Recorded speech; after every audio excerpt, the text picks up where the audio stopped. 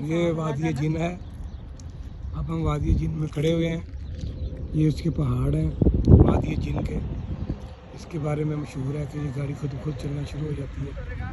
ये वो वाली जगह है जिसमें वादी जिन है। इस वाली गाड़ी पर हम आए हैं। यहाँ पे वापसी पे अगर आप न्यूट्रल करेंगे इस गाड़ी को, ये खुद नीचे उतरना शुरू हो जाएगा। ये बड़ा पहाड़ी इलाका है। ये पहाड़ों की ग्रेविटी की वजह से, कश्य शक्ल की वजह से गाड़ियाँ खुद चलना शुरू हो जाती हैं। इसका मतलब ये नहीं है कि यहाँ पे कोई जिन वगैरह रहते हैं। जिन्नात का तस्वर नहीं है, ये पहाड़ियों की ग्रेविटी है। कश्य शक्ल का ऐसा निज़ाम अल्लाह ताला ने इसको रखा हुआ है कि खुद गाड़ी जो है वहाँ पर चलना शुरू हो जाती है। इसलिए इसको वादी जिन के नाम से तबीर किया जाता है। जिन्नों का यहाँ पे कोई निशान नहीं है। ये ग्रेविटी है, ग्रेविटी। ये कश्य शक्ल का ऐसा निज़ाम है अल्लाह ताला ने रखा है कि यहाँ पर लोग सेहत के लिए आते हैं और कुदरत के इस नज़ारे को अपनी आँखों से देखते हैं। यहाँ पर ये ऊँचाई है, यहाँ पे आके मुकाम जो है आखिर में एंड हो जाता है।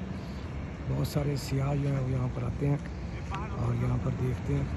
यहाँ पर काम सरकारी होना शुरू हो जाते हैं, बंद होना शुरू हो जाते हैं। ये अरब लोग यहाँ पर बद्दू लोगों की वादियाँ दूर तक निशान नहीं है वादी का। यहाँ पर सिर्फ ये जिन्नात की वादी या वादी जिन इसको कहा जाता है।